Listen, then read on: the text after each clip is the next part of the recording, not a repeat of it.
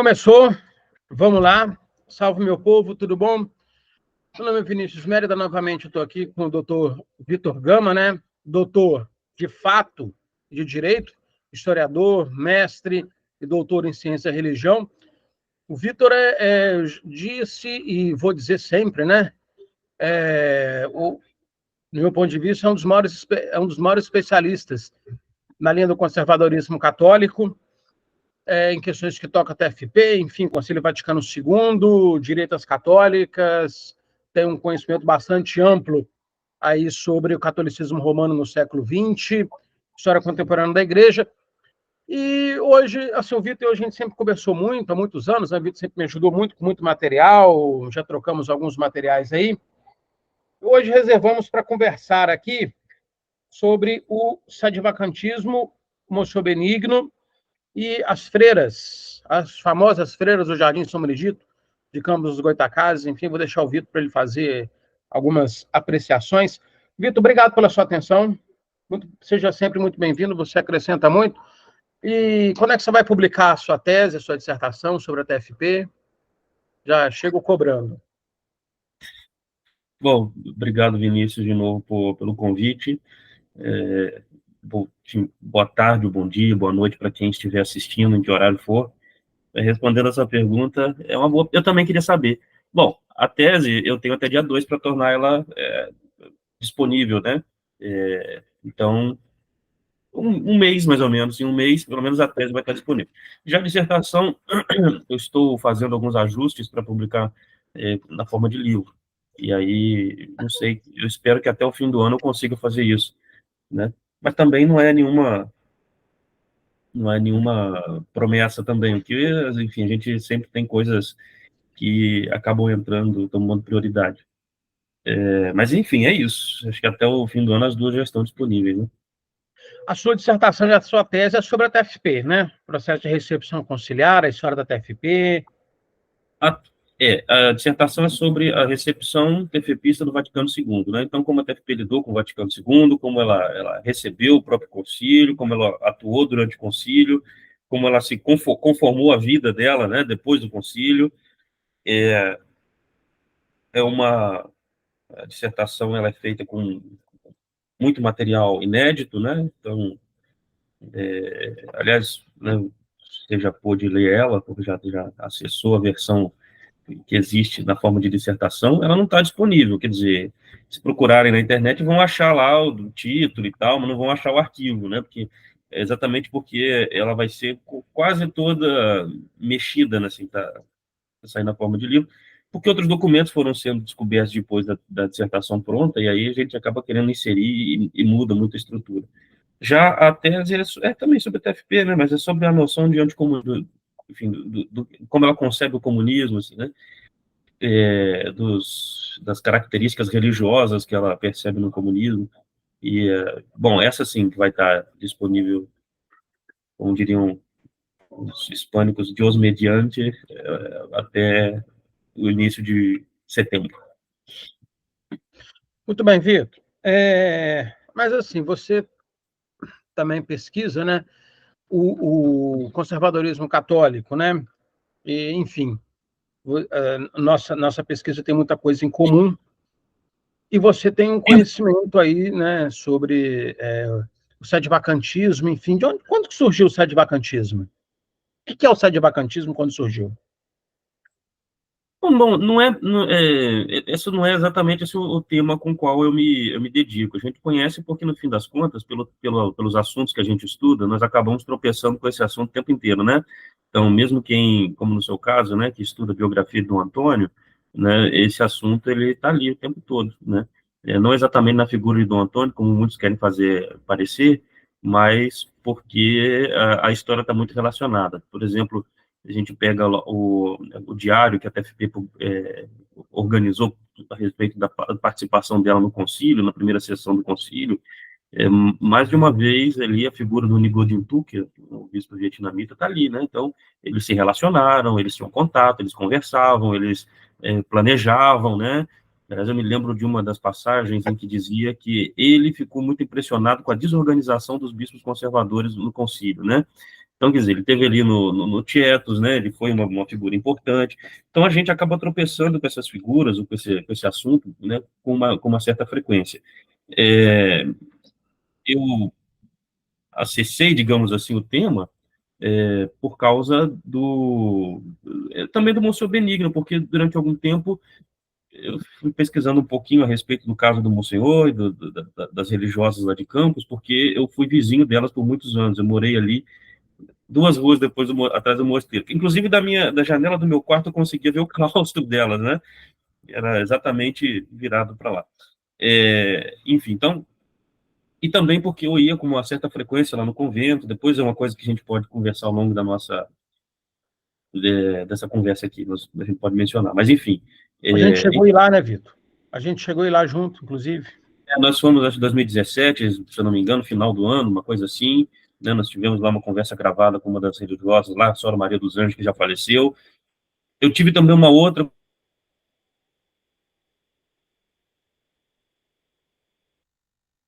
Acho que deu uma pequena travadinha aí, mas tudo bem, sem problemas, que o Vitor já está voltando. Mas o Vitor e eu estivemos lá no convento em 2017, 2018, não me lembro exatamente agora, e a gente conversou sobre muita coisa, a gente trocou ideias, a gente esteve lá com as freiras, a gente conversou, né? Como o Vitor mesmo falou, com a irmã Maria dos Anjos, né, Vitor? Voltou sua imagem aí. Isso. Apareceu aqui que estava instável a internet, né, velho? Enfim, mas tá tudo bem. Ok, e aí você pode continuar falando, narrando a Bom, então, nossa empreitada lá. então eu dizia que, então, enfim, até porque a figura do Antônio apareceu nessas conversas com a Madre Encarnação, enfim, aí acabou que nós tocamos esse assunto, e que, de certa maneira, é até um pouco um assunto polêmico, porque eu acredito que é, a gente sempre que vai tratar desses temas que são relacionados ao tradicionalismo católico, sempre aparece alguém para poder levantar alguma polêmica, para, enfim, para poder questionar ou qualquer coisa do tipo. Mas isso acontece muito especificamente com os sedevacantistas, né? Então, bom, mas o assunto chegou exatamente por conta da figura do Dom Antônio, né? Então, a sua pergunta, que eu até fui contar aqui como é que o negócio aconteceu, e aí eu me perdi na pergunta, que era sobre... Sobre o sadivacantismo, né? Sim, como é Bom, que teve início o sadivacantismo? bom, algumas figuras dizem que aquele padre Joaquim Sainz e Arriaga, né, seria o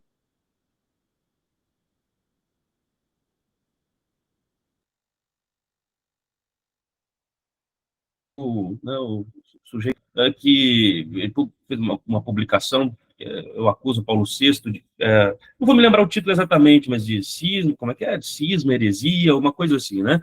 E ele, bom, assim, se a gente for pensar do ponto de vista de repercussão, talvez o Abedinância tenha recebido uma repercussão muito maior do que o próprio padre Joaquim Sainz de Arriaga, né? Mas aqui no Brasil, de modo especial, a gente não teve assim, muita presença assim, dessa corrente. Quer dizer, agora, mais recentemente, sim, né? Que a gente vê muita gente tornando-se sedevacantistas. Nós temos muitos padres sedevacantistas aqui no Brasil. E, recentemente não tinha nenhum, né? Pelo menos que eu tenha conhecimento. E agora parece que a coisa tomou uma força, né? Uma propulsão bastante grande.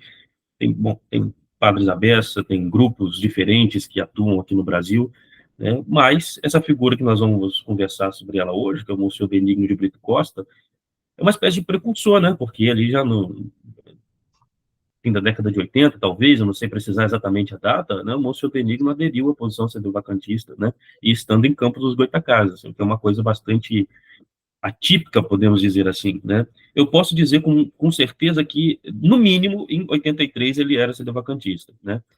E eu digo isso porque tem uma reunião do Plínio Correia de Oliveira em que ele faz com os padres que lhe davam assistência até FP, né? Antônio de Paula, né? Gervásio Gobato, Davi Francisquini, o Olavo Pires Trindade e o Cônego Vilar, que, bom, tinha lá também aquele padre Antônio da Silveira e Silva, né? Então, nessa reunião, que eu tenho aqui o texto dela, né, ele O menciona padre assim, Davi Francisquini de Cardoso, né? mencionei, Sim. e nessa reunião o Plínio diz o seguinte, bom, Dom Antônio está, enfim, discorda das nossas posições, etc., mas ele mantém protegido na Diocese de Campos um padre que é declaradamente sedevacantista. Então, isso está numa reunião de 83. Então, a gente pode inferir que, pelo menos, desde 83, o Monsenhor já aderia a essa posição, e que não era tão escondida assim. Para quem em São Paulo as pessoas tomassem conhecimento, né? Parece que não era uma posição assim, tão discreta dele. Também digo isso porque, assim, como eu disse na outra live, né, na qual participei, eu sempre eu falo aquilo que as fontes me permitem falar, né? O resto, assim, são inferências e tal. Mas neste caso, especificamente, do mosteiro do Monsenhor Benigno, eu que morei em Campos por muitos anos, eu conheci muita gente que tinha relação com o mosteiro, tinha familiares no mosteiro, conheceram o Monsenhor Benigno, conviveram com ele, que eram da Ordem Terceira do Carmo, inclusive eu fui da Ordem Terceira do Carmo de Campos também, onde o Monsenhor foi capelão. Então, essas pessoas relatavam muito das suas experiências pessoais com ele, né? Então, uma dessas pessoas, por exemplo, ela me contou que a moça batizou o filho dele, e o filho dele tem seus 40 e poucos anos, então é de se supor que também tenha sido ali no começo da década de 80, ali, 40, quase 50, que ele, que ele teve esse diálogo com o Monsenhor. E aí foi o seguinte, ele batizou o filho com o Monsenhor, soube depois que o Monsenhor era sendo vacantista, e foi perguntar ao Monsenhor, foi tirar dúvida, o senhor é? E ele disse, eu sou.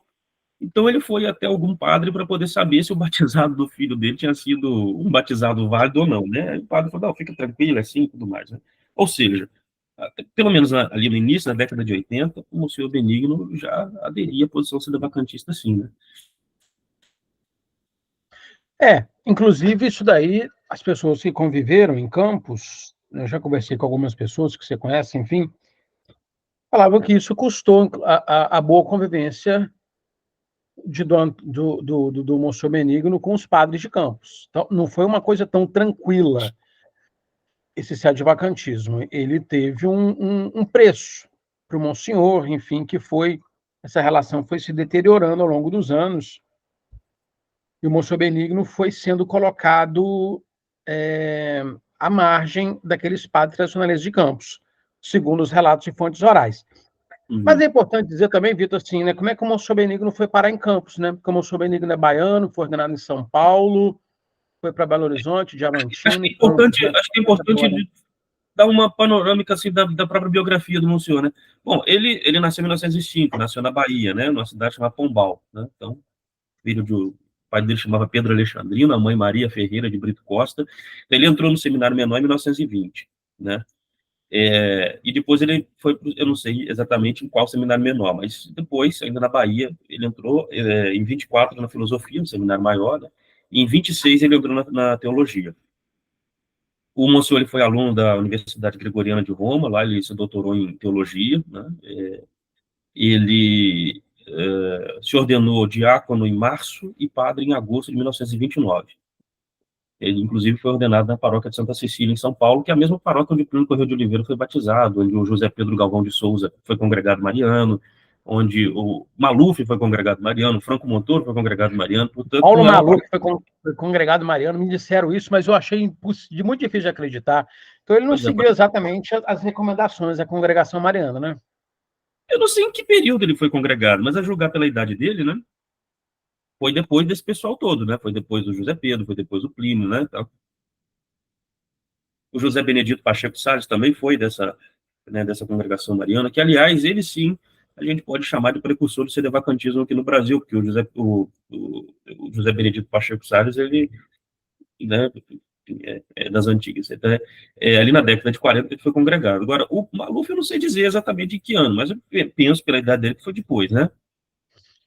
Em São Paulo tem uma tradição, né, assim, dos políticos católicos. O Geraldo Alckmin Como no Rio também, né? o Serra era das comunidades eclesiais de base. Então, assim, o catolicismo e a política em São Paulo têm uma relação próxima. Como no Rio, né? Ou como em Pernambuco, lá no caso do Mambambo, né? E da congregação mariana lá do colégio lá dos jesuítas lá, né? Em que eles faziam todos parte do governo, né? Os membros da congregação mariana. Então, todos, assim, modo de dizer, a congregação era gigantesca, mas os nomes mais importantes, aqueles mais intelectuais, eles faziam parte do governo no Recife. Bom, mas então, quer dizer, não era uma coisa tão incomum assim.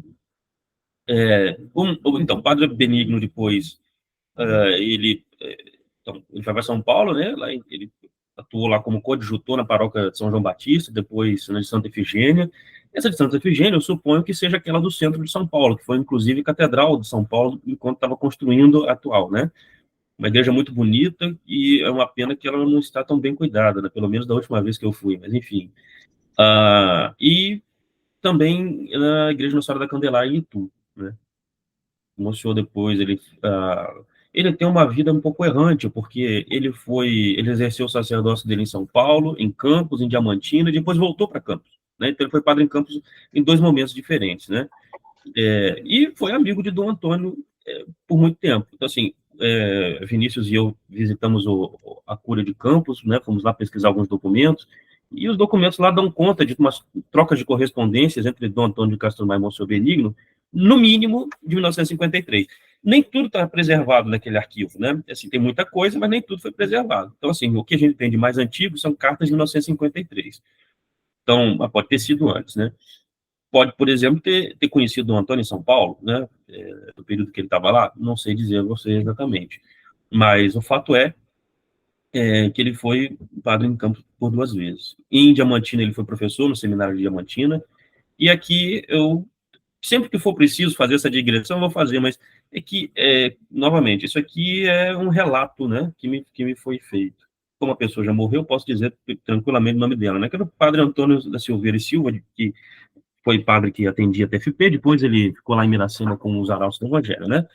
Então, esse padre me contou que foi o Dom Antônio de Castro, foi o Monsenhor Benigno quem disse a ele, certa vez, bom, estou pulando etapas da história, ele me deu um missalzinho de presente, né? Um missal, de acompanhar a missa. Um missalzinho em português, pequenininho e tal. Ele falou assim: olha, isso aqui foi um presente do Monsenhor Benigno. Ele me deu esse livro dizendo o seguinte: guarde isso, porque tudo isso ainda vai mudar, vai voltar, né? Então já tinha acontecido a reforma litúrgica, tudo, estava bem aqui naquele período de transição, né? Porque o Monsenhor Benigno saiu em 70 de Diamantina.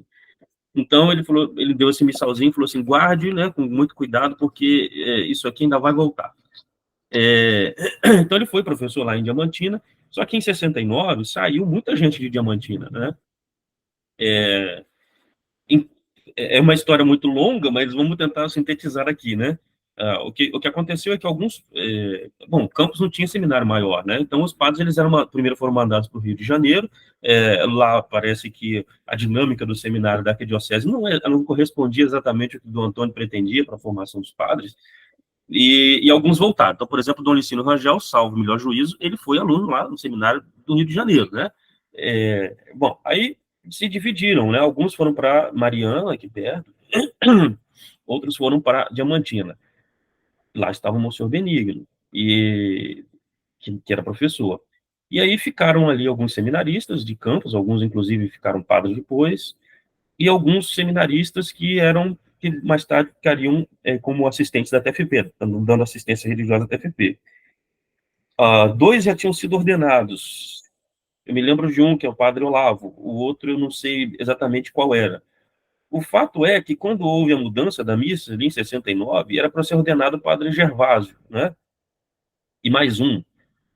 E eles pediram a Dom Sigor para que a ordenação fosse feita no rito antigo, e Dom Sigor se recusou.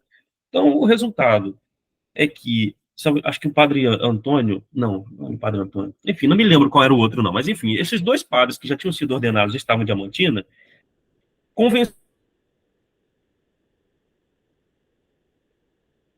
Bom, isso daí que o Vitor está narrando é uma coisa bastante interessante, porque, de fato, nos documentos históricos que nós temos, né, dá conta disso, assim, desse processo em que esses padres, né, o padre Gervásio, Monsenhor Benigno, né, Vitor, o padre Gervásio e Monsenhor Benigno, eles saem de Campos, eles saem de Diamantina e vão para Campos, assim como o seminarista José Eduardo, Gervásio Gobato, Davi Francisquini, Antônio de Paula e esse Antônio da Silveira e as freiras do Jardim São Benedito, né? Mas que é um caso à parte. Elas saíram também, mas o caso delas, o motivo foi outro. Bom, então, quer dizer, Aí eles foram para Campos e ali ficaram, né? Se estabeleceram em Campos. O Monsenhor Benigno continuou dando aulas no seminário de Campos, que naquela época funcionava na antiga Igreja do Terço, que hoje, né, é uma igreja que está abandonada, assim, né? Caindo aos pedaços, mas uma igreja histórica, né? Não sei, deve ser do século XVIII, XIX, acho que XIX, né? Mas é uma igreja que está abandonada lá, né? É, onde funciona a famosa Galeria do Terço, que é uma série de lojas, de escritórios e tal, mas a igreja propriamente está ao léu. Bom, então o irmão Senhor voltou então para Campos nesse contexto. E ficou lá como capelão das religiosas lá, né, das redentoristas, que a gente ainda vai falar delas. Depois ele ficou também capelão da Ordem Terceira do Carmo, né? Se eu não me engano, acho que ele morava, inclusive, no começo ele chegou a morar na Igreja do Carmo, né? Depois é que ele foi morar numa casa que era anexa ao mosteiro da Santa Fácil, né? Casa que hoje parece estar alugada, uma coisa assim. Bom, mas enfim, então, quer dizer, a relação de amizade entre o Monsenhor Benigno e o Dom Antônio de Castro Maia é uma relação de amizade que remonta no mínimo à década de 50, né? E aí a gente pega, por exemplo, aqueles documentos que nós encontramos lá na cura, tem uma série de cartas muito afetivas, inclusive, do Monsenhor para ele, do Monsenhor Benigno para ele, que mostrava que eles realmente eram muito amigos, né? Aliás, o Monsenhor Benigno, ele era realmente um homem muito intelectual e se relacionava muito com essas pessoas. Por exemplo, tenho aqui dezenas de cartas trocadas entre ele e o Dr. José Pedro Galvão de Souza, por exemplo, né? Eles eram amigos, né? Inclusive, o Araí Daniel tem um vídeo aí que circula na internet, onde ele afirma, né, com muita segurança, que Dom Antônio tinha sido sedevacantista. Ele disse que Dom Antônio teria afirmado, certa vez, isso na saída da Igreja Nossa Senhora do Paraíso, ali em São Paulo, na presença do Monsenhor e na presença do José Pedro. Eu não encontrei nada disso nas correspondências, nem nada, mas, enfim, ele afirma que teria ouvido ali, né, isso, né, na presença desses dois personagens. Então, o Monsenhor Benigno, ele era um homem que se correspondia muito, trocava muitas cartas também com o próprio Dom Sigor, né? Assim, eu não sei se depois que ele saiu de Diamantina ele continuou tendo essa boa relação com o Dom Sigor, eu imagino que não. Mas, pelo menos, enfim, que as relações deles devem ter ficado, pelo menos, fragilizadas depois disso, né? Bom, mas enfim, então ele vai para Campos e começa a atuar ali, né, no mosteiro. Ele nunca assumiu nenhuma paróquia, nem nada disso. Agora, uma coisa que é muito curiosa é que ele recebeu, né, o título de Monsenhor de João Paulo II, em 1981. E eu não sei, quer dizer, ele é Monsenhor, né? Ao mesmo tempo que ele é Monsenhor, ele é sedevacantista, e ao mesmo tempo que ele é sedevacantista, ele recebeu esse título de João Paulo II. Eu não sei bem como é que isso funcionava na cabeça dele, né? Assim, né? Não sei até que ponto. Até porque o Monsenhor, veja, anos atrás, as monjas lá do mosteiro lá da Santa Face, elas estavam vendendo.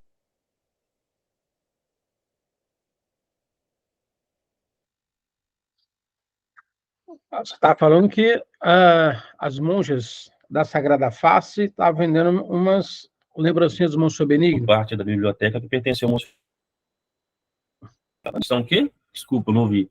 Não, sim, você estava falando desse mosteiro da Sagrada Face que estava vendendo alguns livros que pertenceram ao Monsenhor Benigno. Sim. Isso, vamos deixar claro, isso tem 12 anos já, né?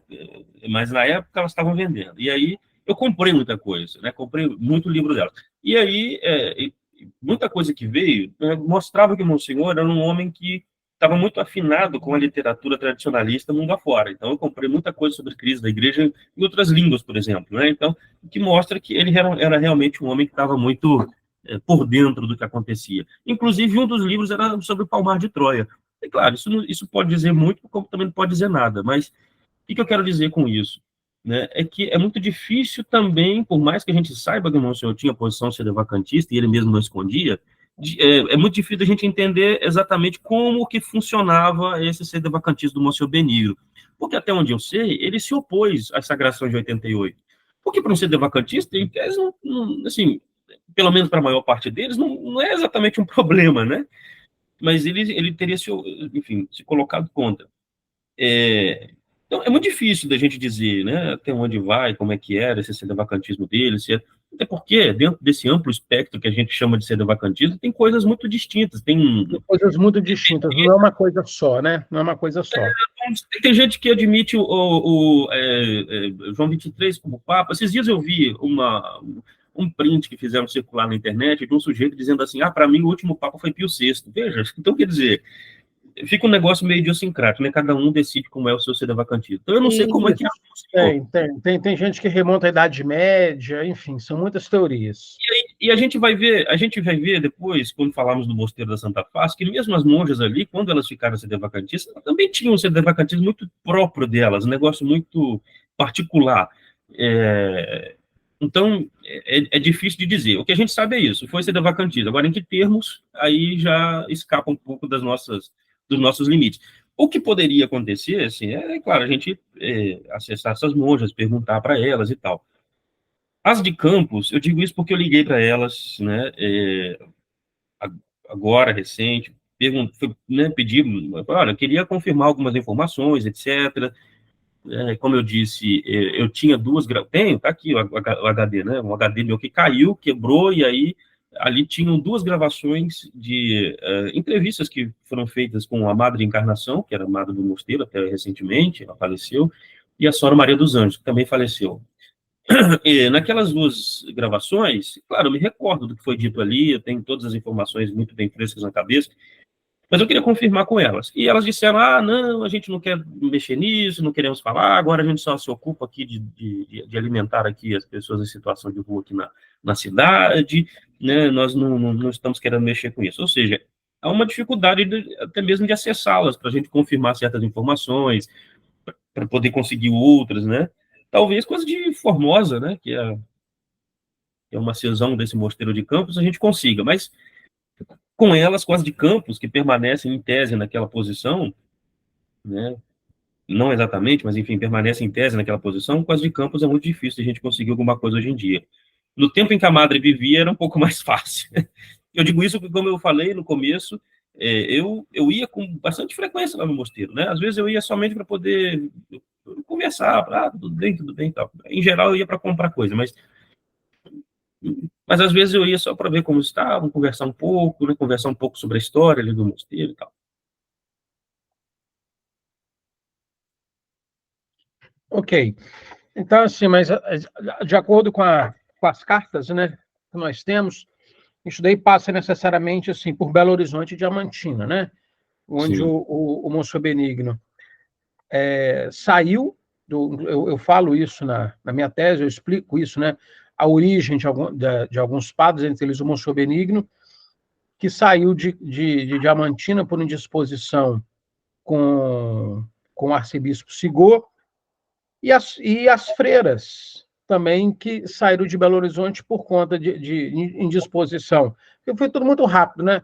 Porque essas freiras, na verdade, elas partiram de Belo Horizonte e já assim, já na década de 60, né, no final da década de 60, elas começam a pedir apoio espiritual a Dom Lefebvre e ao Dom Antônio de Castro Maier, mas eles se veem muito melindrados nessa situação.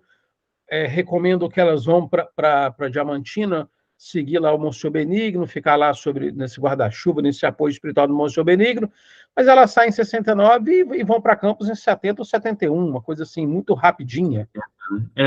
Bom, o convento delas originalmente era aqui do lado de casa, né? Fica aqui na Gameleira. Às vezes eu passo em frente a ele, inclusive, né? Hoje é alguma coisa da polícia, né? Uma espécie de quartel, sei lá, um negócio assim. Mas foi construído, inclusive, pela Madre Letícia, né? O nome dela no século era Maria Julieta, né? Essa Madre Letícia, bom, fundou aquele mosteiro e tal, e por conta dessas transformações todas que aconteceram na igreja na década de 60, ela vai pedir abrigo em Diamantina. Aqui eu conto e faço novamente aquela digressão, aquele disclaimer, né? Isso aqui é uma coisa que me foi contada por um padre redentorista, que era inclusive o pároco aqui da Igreja São José, em Belo Horizonte, né? Padre Flávio, né? Faleceu. Mas uma vez nós tivemos uma longa conversa ali na porta da Igreja São José, ele me contando um pouco da história do mosteiro. E aí ele me disse o seguinte: quando a Madre Letícia sai com essas 11 daqui de Belo Horizonte, ele descreve isso como uma espécie de autogolpe, né? Porque elas saíram assim, de forma discreta, e sem contar para outras monjas que não estavam seguindo bem essa orientação.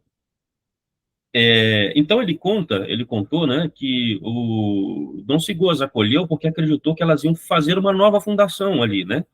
Quando na verdade elas estavam mais ou menos fugindo daqui, né? Porque ela simplesmente deu na cabeça, saiu, fizeram a mudança e foram para Diamantina. Então esse teria sido, segundo o padre, né, um dos motivos pelos quais Dom Sigo ficou meio sensível com a presença delas ali, e elas foram para Campos, que elas ficaram um ano e pouco ali, né? Um ano e poucos meses em Diamantina. Não fincaram raízes, não.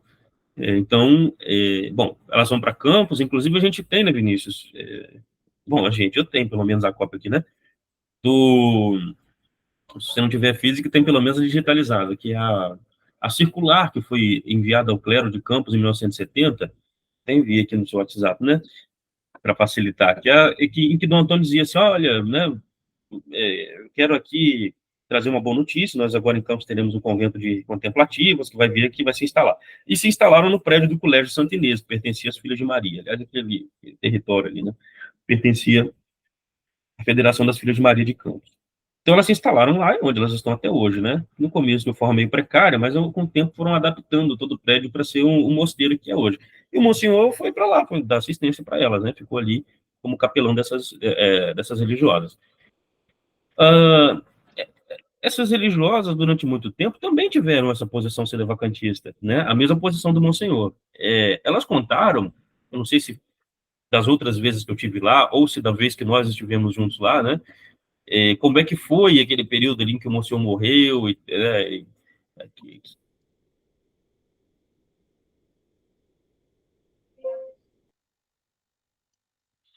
É bastante válido, né, Vitor, assim, compartilhar algumas imagens, essa questão da circular das freiras, bastante importante, bastante válido. Informar, né, assim, que elas não se sentiam à vontade com Dom Cabral, e por conta disso aí elas buscar, mas assim, já no finalzinho da década de 60, sempre buscando esse apoio com o Antônio e Dom Lefebvre, já demonstrando uma certa desconfiança de Dom Geraldo Sigo, enfim, que veio se confirmar aí na década de 1970. Mas você estava falando desse documento circular, que... Tá. Eu notei que parece, a sua imagem congelou, acho que a internet deve ter caído por algum momento.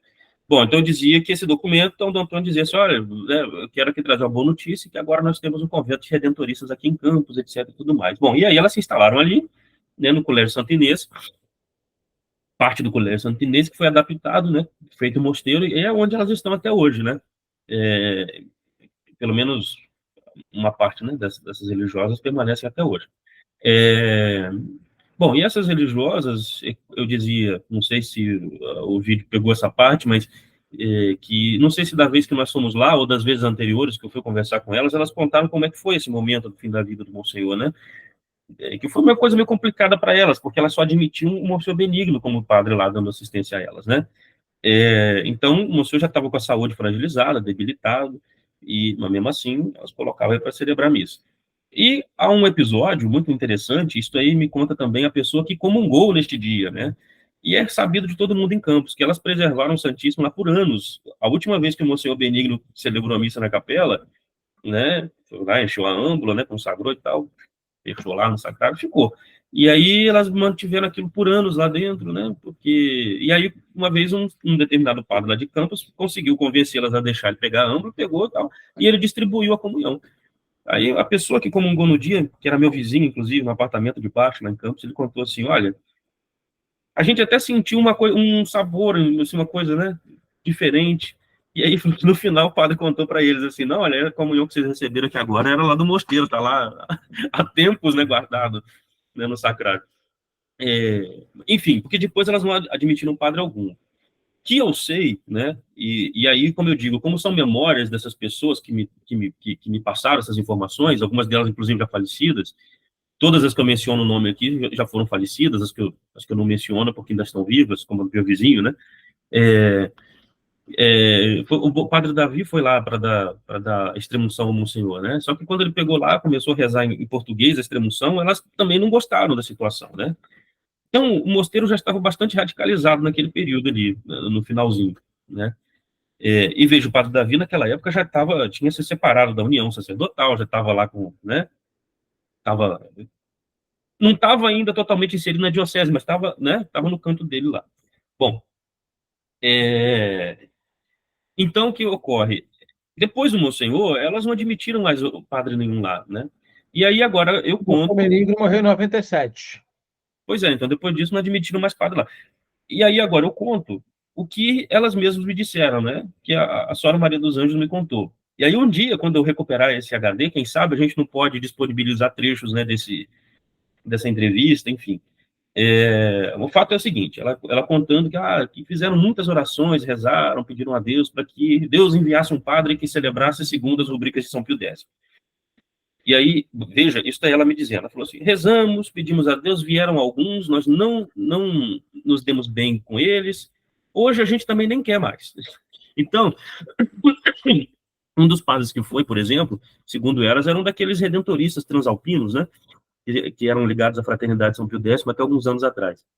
Eles estiveram lá, tentaram e tal, mas... E pelo que elas me diziam, os problemas com esses padres não eram nem bem problemas de ordem assim, teológica e tal. Ela me contando que o padre reclamou com elas que o hábito delas não era de lã, e a regra exigia que fosse de lã, e aí elas dizendo, não, mas aqui nós vivemos num país tropical, não dá para usar lã. E porque uma das monjas usava relógio, e ele se incomodou com isso. Então ela dizendo assim, como esse padre se incomodou demais, com muita coisa, com muita ninharia, aí nós dispensamos ele. E aí elas contaram que depois veio um argentino, também não deu certo, também não disseram o nome dele, acho que era argentino. No fim das contas, ela terminou dizendo isso. Nós também agora não fazemos questão nenhuma de missa mais.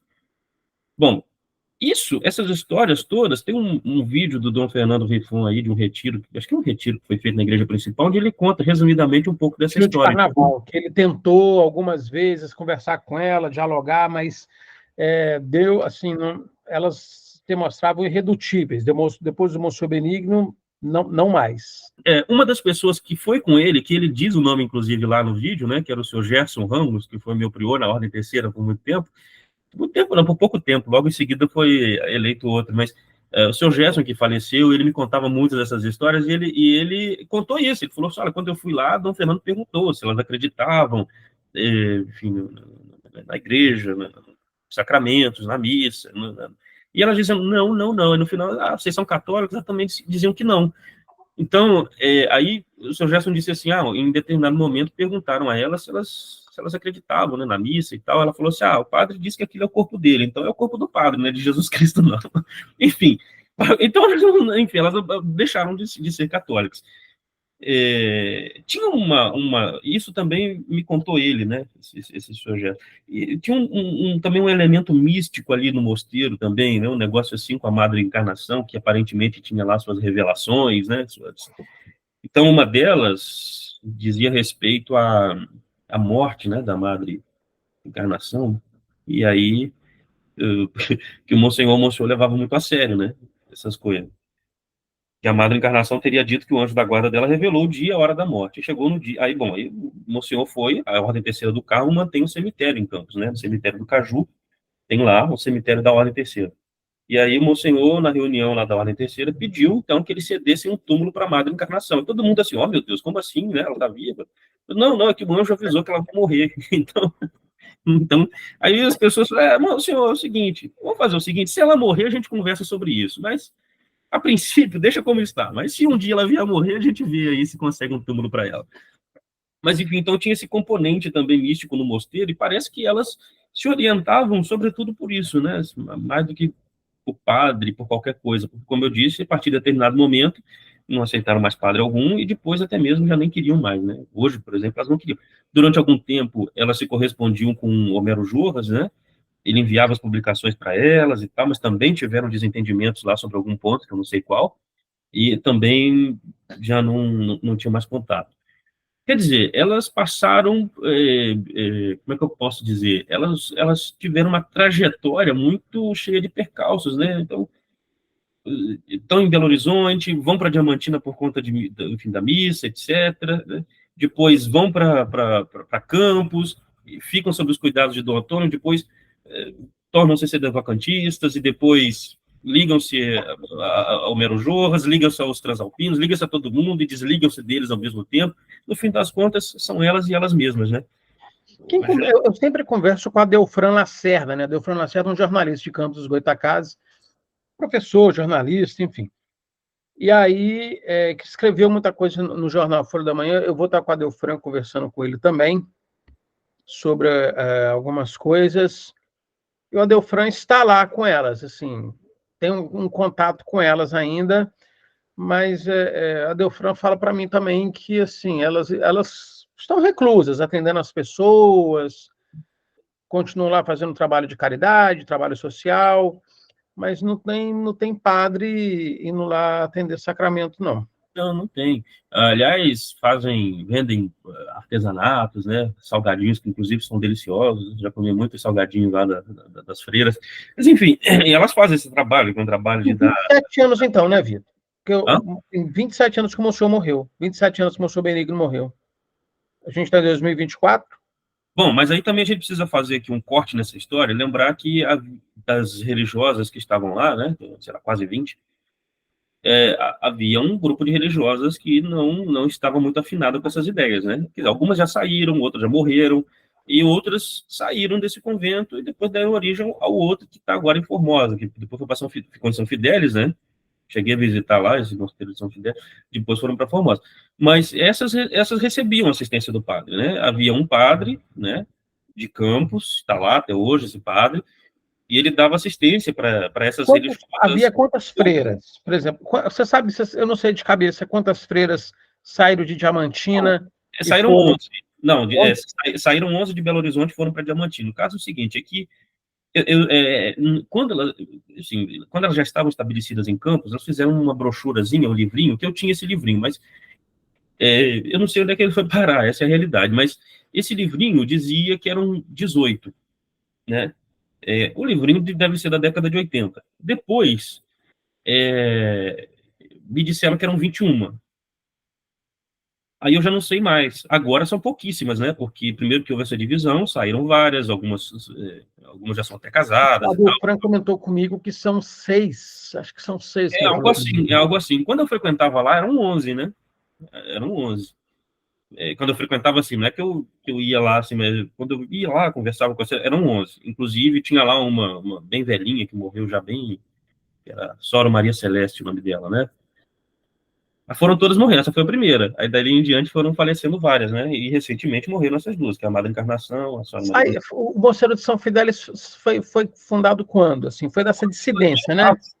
Eu acho que a clausura delas foi fechada em 2004, se eu não me engano. Veja, essas informações de datas, assim, tal, pode ter alguma imprecisão, mas acredito que foi 2004, sim, que foi fechada a clausura delas. Porque eu me lembro vagamente, né? Eu fui lá, inclusive, depois, só que eu já fui lá em 2010, sei lá, 11, 2010, eu acho. E elas saíram e foram para Formosa, mas não tem muito tempo, não. Elas foram lá para... Deve ter uns 4 anos, talvez, não sei. Eu acho que foi alguma coisa assim, 2019. Eu acho que foi por aí que elas saíram de São Fidélis. Mas então a gente está dizendo assim, né? Então a gente está dizendo assim, né? Um mosteiro que foi fundado em Belo Horizonte, que foi para Diamantina, Diamantina foi para Campos, aí de Campos foi cuidado pelo Monsenhor Benigno, até 97, Monsenhor Benigno morreu em 97, aí teve algumas que saíram, que discordaram do que estava acontecendo lá, né? Que é essa insubordinação à autoridade eclesiástica da igreja, aí saíram de Campos, foram para São Fidélis, e São Fidélis foram para Formosa. E outras permanecem em Campos, no Jardim São Benedito até hoje, nessa perspectiva, nem sai de vacantista, né? Porque o sai de vacantismo recebe os sacramentos. Nada. Né? Bom, para quem diz que não quer padre, não quer ver padre na frente, não é nada, né? Não sei. Assim, é difícil. Assim, eu posso dizer daquilo que a senhora Maria dos Anjos me falou. Ela me disse isso. Aí eu perguntei para elas assim, bom, mas então, o que a senhora só falou assim, nós seguimos o evangelho. Foi o que elas disseram, foi o que ela disse. Lá. Senhor, só lê o evangelho, lê o que nosso senhor fala, o que nosso senhor fala. Só lê o evangelho, muito simples. Nossa postura do evangelho. Mas veja uma coisa curiosa, né? Porque quando a Madre Maria Celeste Crosta Rosa, fundadora das Redentoristas, foi beatificada, e eu acho que foi beatificada pelo Bento XVI, não foi? Eu não sei. Ou Bento XVI ou Francisco, não sei. Elas chamam de Beata Maria Celeste Cruz da Roça. Então, elas consideram que a beatificação dela foi uma beatificação feita por um Papa, né? Vou até ver, né? Ver se eu encontro a informação de quem a beatificou. Mas foi 2016, já foi Francisco, né? 2016. Então, e elas chamam de Beata Maria Celeste Cruz da Roça. Se você for, por exemplo, na página delas no Facebook, tá lá mencionando como Beata Maria Celeste Cruz da Roça. Então, é por isso que eu digo que é muito difícil da gente definir exatamente o que era o sedevacantismo do Monsenhor Benigno e o que é a posição dessas religiosas hoje. Assim, eu não sei dizer. Elas me contaram, por exemplo, que uma vez lá, não sei se foi o provincial dos redentoristas, visitou a elas e ele disse assim, não, nós a consideramos né, como nossas irmãs, como fazendo parte, né, da nossa ordem. Assim, formalmente elas não estão, né, mas então, e elas o recebem. Ela falou assim, ele entrou na clausura, porque ele tem direito a entrar, então ele veio. Quer dizer, então elas consideram, né? De alguma maneira. Tem um certo vai lá, vem cá, né? Um certo vai lá, vem cá, assim, com algumas Eu acho que é coisas. por isso, inclusive, que elas estão isoladas, assim, que elas não se ligam a nada, porque a posição delas é só delas, né? É a posição que elas construíram, que elas elaboraram, assim, né? Então a posição delas é só delas, por isso que elas não estão vinculadas a nada, ninguém, né? Então, a gente pode falar, por exemplo, que o Monsenhor Benigno ele era sede vacantista, e elas foram sede vacantista até a morte do Monsenhor Benigno. Depois de 2000 depois de 1997, elas entraram num processo de isolamento de difícil definição. Não, eu acho que estavam buscando o lugar delas, né? Foram peregrinando de padre em padre para poder ver o que seria da vida, e no final das contas. Agora, uma coisa que é interessante aqui a gente ressaltar, Vinícius, é porque muita gente insiste na ideia de que Dom Antônio foi sedevacantista, etc, etc. Bom, baseado, inclusive, naquele áudio do Araí Daniel, em que ele diz assim: Dom Antônio, na sagração de Econe, diz que não temos Papa. Ele mesmo diz no áudio muito claramente que ele ouviu de segunda mão. Fulano que estava lá me contou, né? Bom, mas enfim. Eu fico com aquela missa, assim, com algumas informações, né? Assim, porque assim, você é de São Antônio de Pádua, eu sou de Itaperuna, isso precisa ser levado em consideração, porque nós tivemos contato, por exemplo, eu tive muito contato com o padre Geraldo Gualandi, já teve contato com o Monsenhor Eduardo, né, foram padres diretos, ligados diretamente a Dom Antônio. Em 1988, Dom Antônio sagrou o padre Manuel, ele aparece rezando pelo Papa João Paulo II na missa. A gente nunca ouviu falar nada disso, de sedivacantismo dos padres de Campos. Eles sempre disseram, nós reconhecemos a autoridade do Papa, mas estamos em desacordo. Nós reconhecemos a autoridade do bispo diocesano, mas não beijamos o seu anel.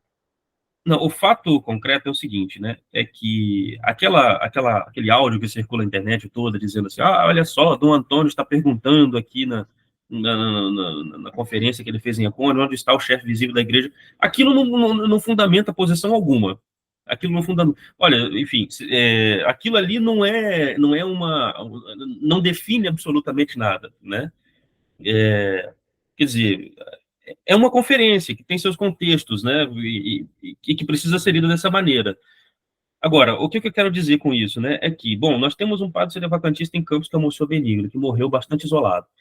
E nós temos um convento que ficou sedevacantista, que é o das Redentoristas.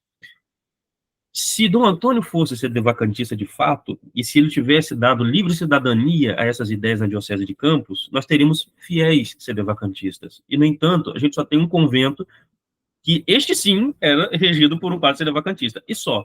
Padre, inclusive, que não tinha paróquia, só dava assistência a elas, né? Então, o que eu quero dizer com Não isso? tinha paróquia.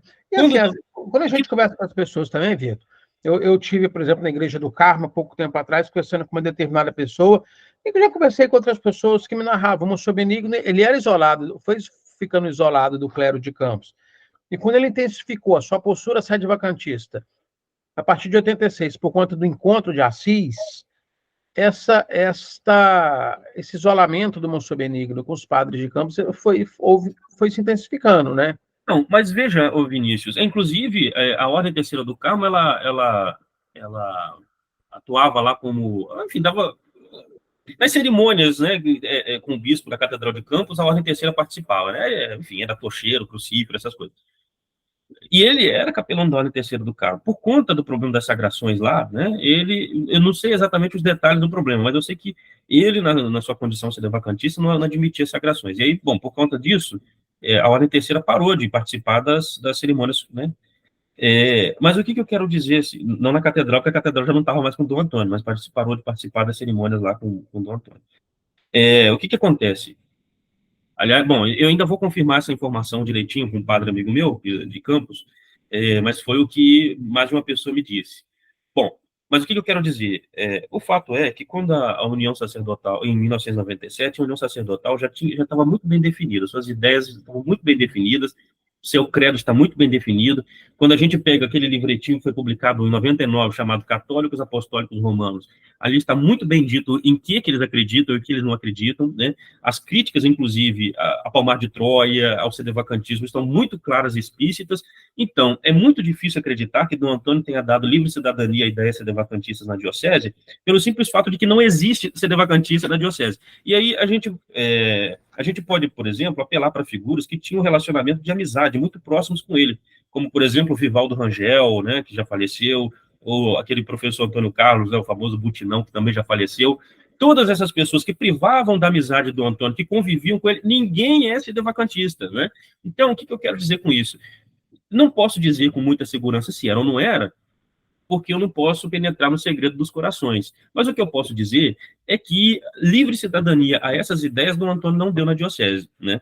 Porque este padre, se ele por que Dom Antônio, então, não colocou um padre que era doutor pela Gregoriana, um homem com um conhecimento notório, né? Tão capaz? Por que ele não permaneceu como professor no seminário até o fim da vida dele? Por que ele não assumiu uma paróquia, não teve um cargo de destaque, né? Porque, muito provavelmente, ele seria dispensador de ideias sedevacantistas, né? Então, veja, e aqui eu não estou falando mal nem bem, pouco me importa, não tenho o menor interesse nisso, né? Brigue, matem-se, né? Os sedevacantistas e os que não são, entre eles, assim. Eu estou aqui querendo dizer que me parece um pouco forçado isso, né? Pelo simples fato que a gente não tem elemento suficiente para dizer isso, não.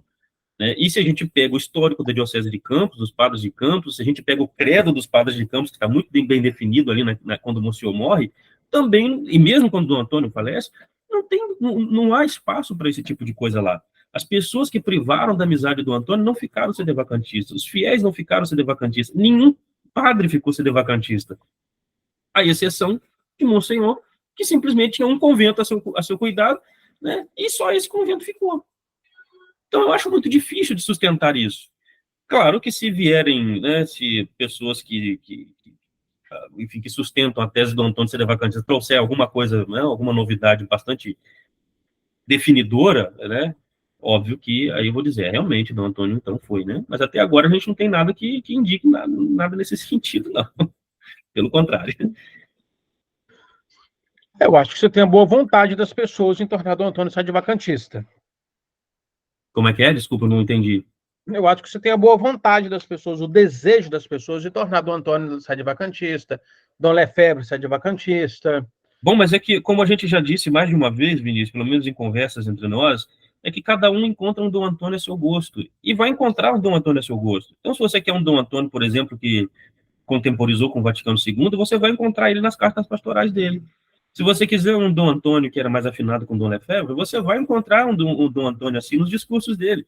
Se você quiser um Dom Antônio sedevacantista, você vai pegar esse áudio e também vai encontrar um Dom Antônio sedevacantista. Você vai encontrar o Dom Antônio para todo gosto, né? E você vai fazer, né, vai sufocar ali as fontes para que elas digam a você exatamente o Dom Antônio que você quer encontrar, né? Então, por isso que é uma figura um pouco difícil até de você tratar, né? Exatamente porque tem filigranas ali, né? E, claro, ele foi movimentando ao longo do tempo, né? Claro que as suas posições também podem ter mudado com o tempo, e de fato mudaram, como a gente percebe, né? O Dom Antônio, daquelas 3 cartas pastorais sobre a implementação do Vaticano II na Diocese, não é o Dom Antônio de 88, claramente, né? Só que nós temos muito mais elementos do Dom Antônio, das cartas pastorais do Dom Antônio de 88, do que o Dom Antônio possivelmente ser vacantista, né? Com certeza.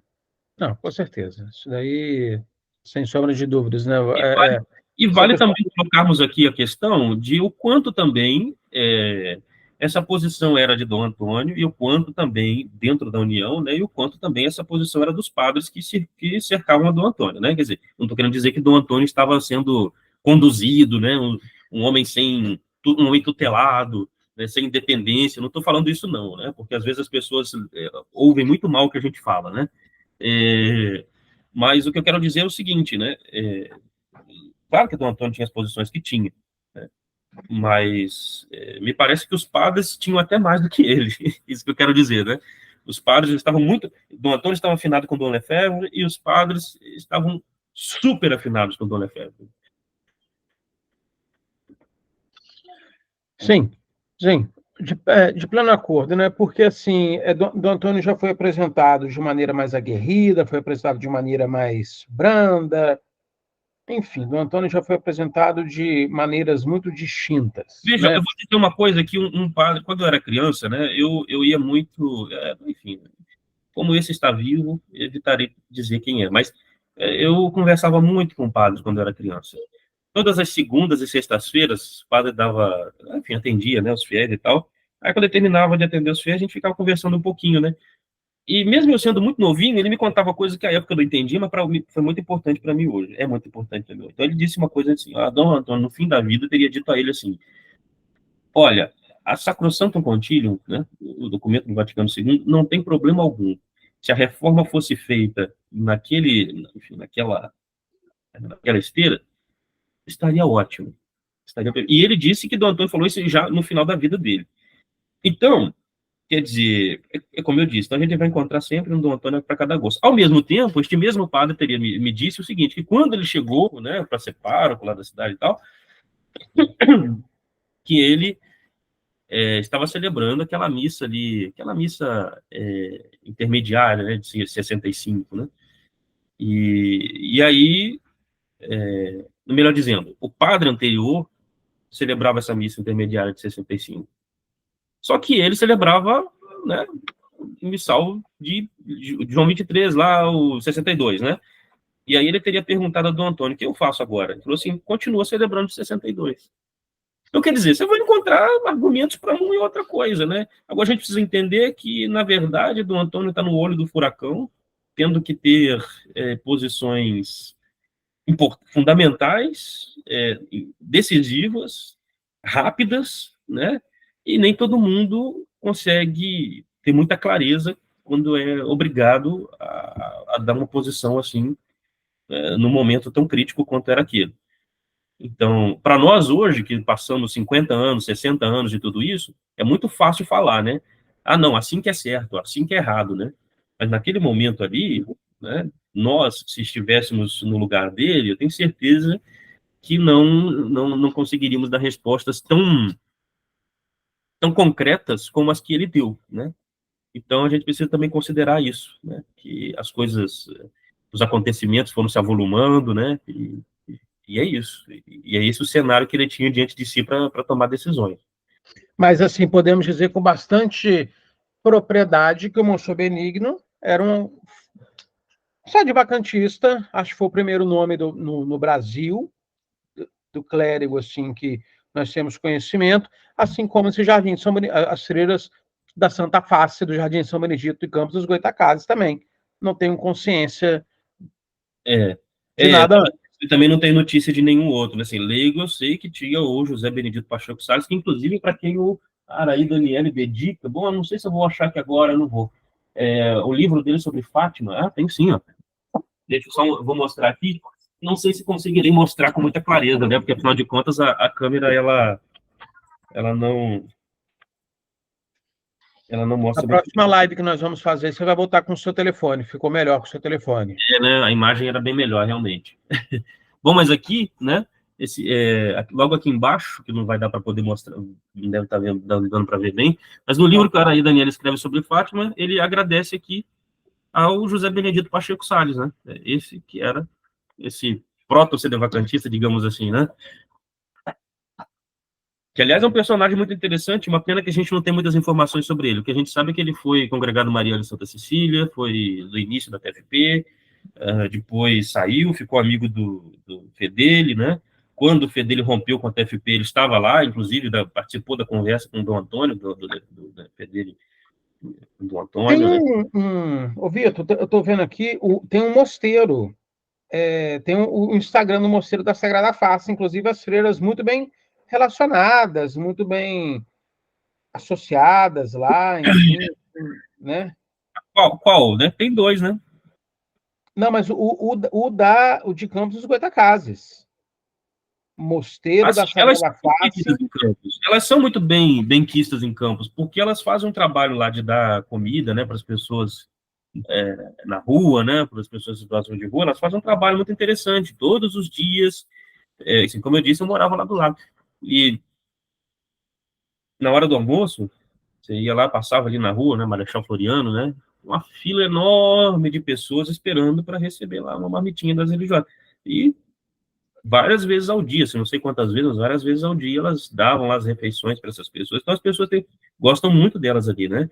Doam muitas coisas para elas, né? Para ajudar nesse trabalho, né?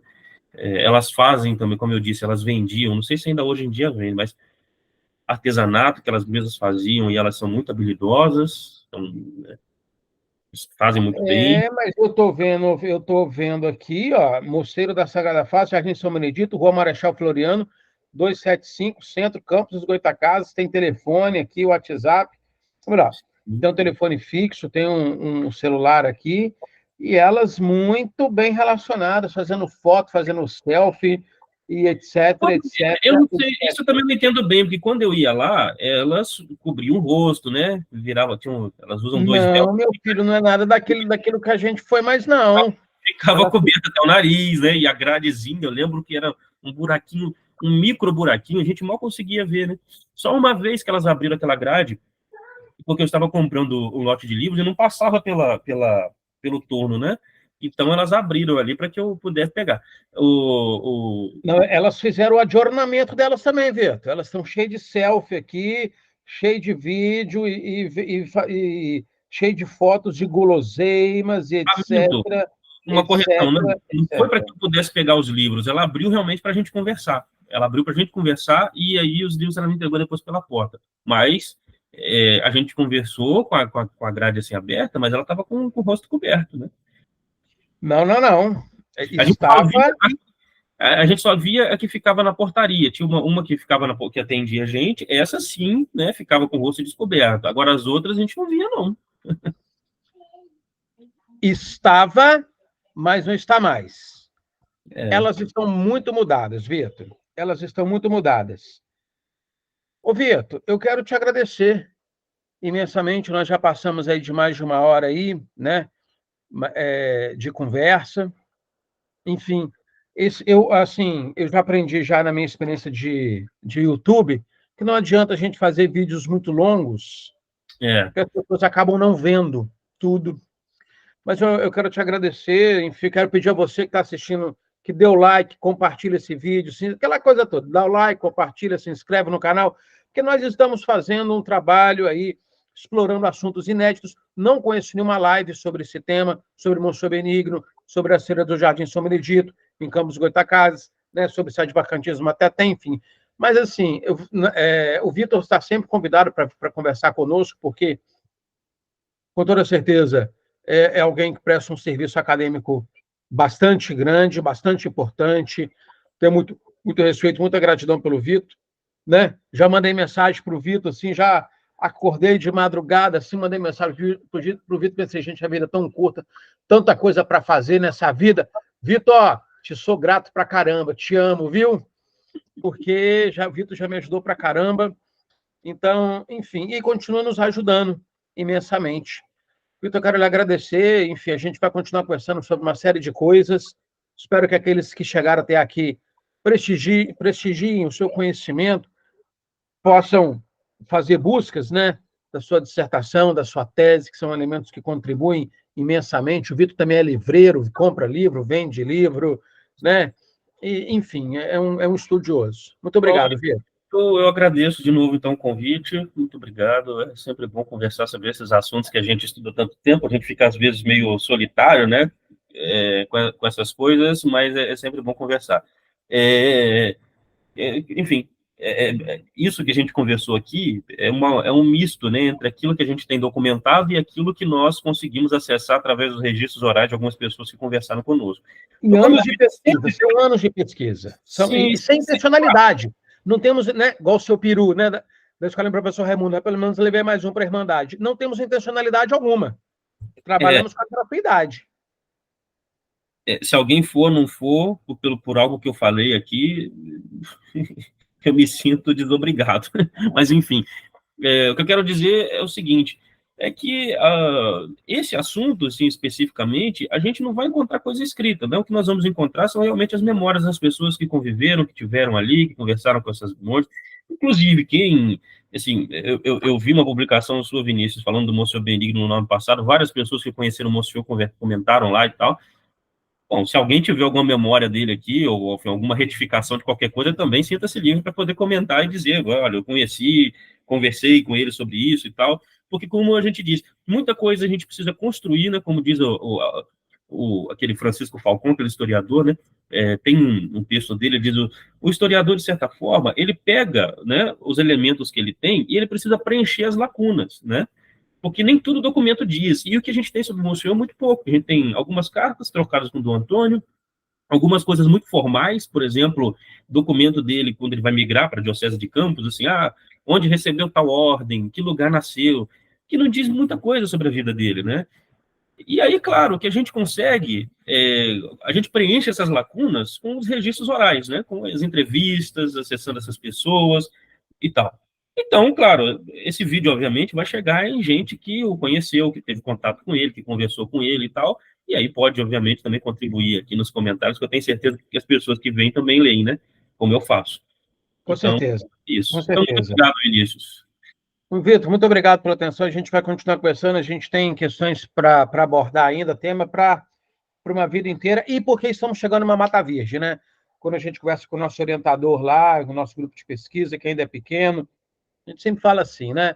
Estamos chegando numa mata virgem, tem muita coisa para falar, sempre deixando claro que não queremos levar mais um para a Irmandade, mas sempre, até porque não temos uma Irmandade, sempre tendo uma visão razoavelmente sóbria e aberta à contrariedade, ao contraditório, ao diferente, ao outro. Enfim, não é uma questão dogmática, é uma questão acadêmica, histórica, científica e sempre aberta ao novo pensamento. Até porque não é do interesse, enfim, para quê, né? Enfim, o que a gente ganha também, né? Dogmatizando. Absolutamente nada. Para mim, absolutamente nada. Vitor, você merece que as pessoas dêem um like aqui e se inscrevam no canal. Muito obrigado pela sua atenção, viu? Um grande abraço. Abraço.